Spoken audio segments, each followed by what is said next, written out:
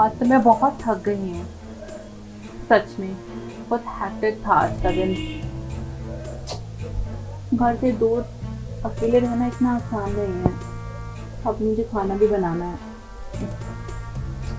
चलो पहले मैं एक काम करती हूँ, कपड़े चेंज कर लेती हूँ।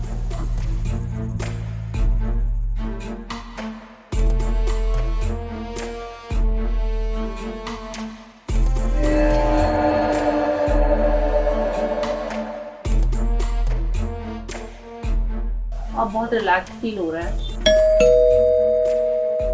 शिट यार, अब इस टाइम कौन आ गया है? रात को भी लोग चैन नहीं लेने देते। आ रही हूँ भाई।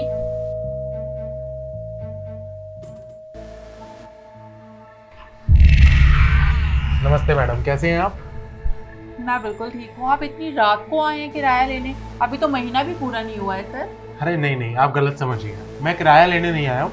असल में बात क्या है ना, मेरे ऐसी बहुत सारे पीजीज हैं, तो मैं हफ्ते में एक बार ही आता हूँ इन पीजीज का मुआयना करने, ताकि कोई तोड़ फोड़ हो, कोई खराबी हो तो मेरे जो यहाँ पर किराएदार रह रहे हैं उनको कोई दिक्कत ना हो।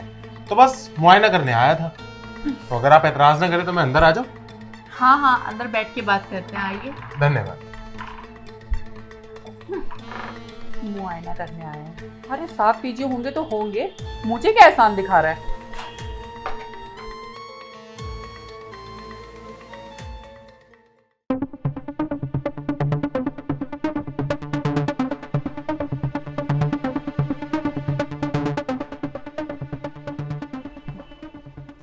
तो बताइए सर, क्या लेंगे? चाय, ठंडा, क्या पियेंगे आप? नहीं नहीं, आपको तकलीफ करने की ज़रूरत नहीं है। बस जैसे कि मैंने आपको बताया कि मुआयना करना था, और घर देखकर तो लग रहा है कि आपने इस घर को बहुत अच्छा सजा रखा है। तो अगर आप एतराज़ ना करें तो मैं 2 मिनट जाकर ज़रा देखा। अरे कर लीजिएगा मुआयना, घर भी आपका है, घर में रहने वाले भी आप ही के हैं, इतनी कोई जल्दीबाजी थोड़ी है। और एक बात बताइए मुझे, मतलब आपके 7 पीजी हैं, तो सातों पीजियों में मतलब आप इस तरीके से रात को जाके मुआयना करते हो? नहीं नहीं, मैं रात को मुआयना नहीं करता हूँ। असल में मैं सुबह से चला हुआ हूँ, हफ्ते में एक बार ही आता हूँ। अब एक दिन में सुबह का चला हुआ करते करते करते करते अब आपके यहाँ आते आते जैसे मुझे शाम पड़ गई। अब इसके बाद 1-2 पीजी और है, वो करते हुए मैं घर। अरे आप तो सच में बहुत थक गए होंगे। चलिए मैं आपके लिए कुछ लेकर आती नहीं हूँ। नहीं नहीं नहीं, आप उस सब की तकलीफ मत कीजिए, बल्कि हमारा तो फर्ज है आप लोगों के लिए सेवा करना। अब हमारे जो किराएदार हैं वो हमारे लिए किसी भगवान से कम थोड़ी है, हमारी रोजी इन्हीं से है। और अगर हम आपका ध्यान नहीं रखेंगे तो कौन रखेगा? कोई तोड़ फोड़ हो, कोई पड़ोसी से दिक्कत हो तो आप मुझे बेझिझक बता सकती हैं। अभी तक तो मुझे ऐसी कोई भी दिक्कत नहीं है। अगर इन फ्यूचर कोई दिक्कत हुई तो मैं आपसे ज़रूर शेयर करूँगी। और लेकिन आपके इस घर को ना मैंने बिल्कुल अपने घर जैसा सजाया है, बिल्कुल जैसे मैंने अपने सपनों का घर सोचा था, सेम वैसा।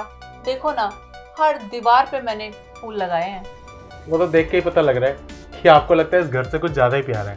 चलिए अब आप बैठिए, मैं ज़रा 2 मिनट देख कर आया। अरे रुकिए ना, अरे आप तो बहुत फड़फड़ाहट में हैं। मैं भी आपके साथ चलती हूँ ना, साथ में मुआयना। नहीं नहीं नहीं नहीं, आप बैठिए, आप तकलीफ मत लीजिए। मैं बस 2 मिनट में गया और आया, आप अभी अभी आई लगती हैं, लगता है थक गई होंगी। मैं बस आया।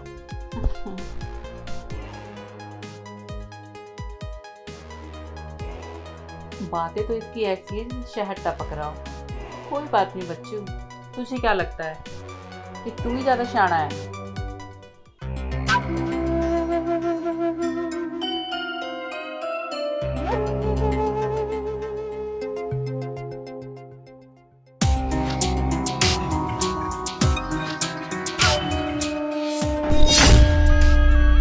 अब इस बेचारी भोली वाली को क्या पता कि मैंने इसके लिए कैमरा लगा रखा है। बाहर मेरी इतनी तारीफ कर रही थी कि आप अच्छे दिल के हो, ये वो। अब मज़ा आएगा जब इस कैमरे में इसकी सारी रिकॉर्डिंग हो चुकी होगी। घर जाके इसको डाउनलोड करके आराम से देखूंगा, अपने भी मन को खुशी मिलेगी, और फिर करता हूँ इसको ब्लैकमेल। इससे तो मोटा पैसा ये लूंगा, तब आएगा मज़ा।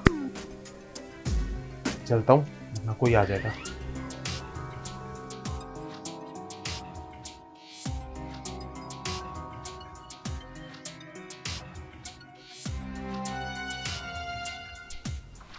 अच्छा मेन साहब, आप दरवाजा बंद कर लीजिए, मैंने मुआयना कर लिया, सब कुछ ठीक है, मैं चलता हूँ। अरे सर, इतनी भी क्या जल्दी है? अभी आए और अभी चल दिए। आइए बैठिए ना। अरे नहीं नहीं, आप उसकी फिक्र मत कीजिए। मेरे को अभी बहुत जगह जाना है, बहुत टाइम लग जाएगा, तो मैं निकलता हूँ। अरे मेरी बात तो सुनिए आप।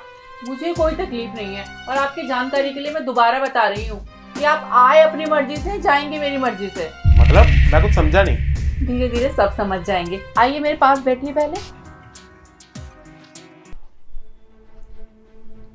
जी बताइए। आपने घर के कोने कोने का अच्छे से मुआयना किया है ना? जी हाँ बिल्कुल। कुछ भूल तो नहीं रहे आप? नहीं नहीं, मैंने क्या भूलना है, मैं तो अच्छे से देख लिया, सब कुछ पता लग गया। अब ठीक है, मेरे को चलना चाहिए। मेरे ख्याल से आपको भी देर हो रही होगी। आप सच में बहुत जल्दी में है, तो मुझे लग रहा है कि जल्दी जल्दी में आप यही ना भूल गए हो कि वो कैमरा आपने रख लिया ना।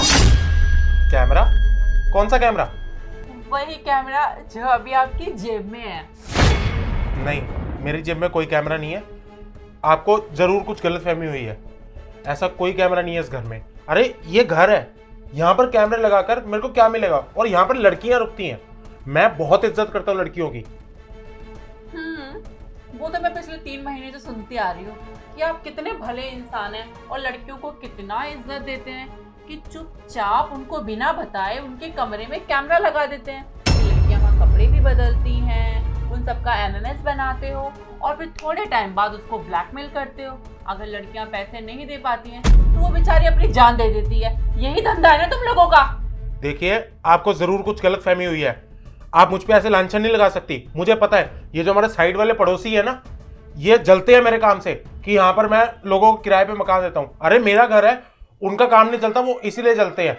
उन्होंने आपके कान में ये बात डाली होगी, मेरे को पक्का पता है। और अगर आपको इतनी दिक्कत है ना, तो आप घर खाली कर दीजिए। मेरे पास बहुत किराएदार है। ओ शाणे, अपनी आवाज थोड़ा नीचे करके बात कर। और रही बात घर खाली करने की, तो घर मैं खाली नहीं करूंगी, घर तो अब तू खाली करेगा यहाँ से। समझ आई बात? और तुझे क्या लग रहा है कि मैं कोई मामूली सी लड़की हूँ जो यहाँ पे तेरी बकवास सुन रही है बैठ के? देखिए, मैं अभी भी बोल रहा हूँ, या तो आपको कोई गलतफहमी हुई है या आप मुझे फंसाने की कोशिश कर रही है। अरे ये पूरा मोहल्ला जानता है कि कितनी इज्जत है मेरी यहाँ। आप मुझे बिना बात के फंसाने की कोशिश मत कीजिए। मेरे हिसाब से मुझे यहाँ से चलना चाहिए और आप कल ही ये घर खाली कर दीजिएगा। सुनियो मेरी बात, जब तक मैं ना बोलूँ यहाँ से हिलने की कोई जरूरत नहीं है। और तेरी जानकारी के लिए तुझे बता दूं, मैं इस शहर की नई रिस्पेक्टेड आईपीएस ऑफिसर हूँ, तो जब तक मैं ना बोलूँ ना, यहाँ से हिल नहीं जाना चाहिए तू। IPS officer? देखिए मैडम, आपको जरूर कोई गलतफहमी हुई है। किसी ने या तो आपको झूठी कंप्लेंट करी है या फिर आप मुझे फंसाना चाह रही हैं। मैं ऐसा आदमी नहीं हूँ। आप आईपीएस ऑफिसर हैं, मैं मानता हूँ, मगर मैं ऐसा कुछ नहीं करता। सही बोल रहे हो। तुम कोई गलती थोड़ी करते हो, तुम तो पाप करते हो और तुम्हें ना इसकी सजा मिलके रहेगी। मैडम देखिए, अगर आपको सब कुछ पता चल ही चुका है तो मैं आपको बता दूं, आप जहाँ पर आई हैं ये वो जगह नहीं है। अरे वो बगल वाले शुक्ला जी का पीजी है ना, वहाँ चलता है ये सब। ये आपको कोई गलतफहमी हुई है कि वो ये वाला पीजी है? तुम ना यहाँ पे अपनी टेंशन लो। बगल वाले शुक्ला जी को देखने के लिए मेरी और टीम है। और तुम क्या सोच रहे हो, तुम शांति से यहाँ से निकल जाओगे क्या?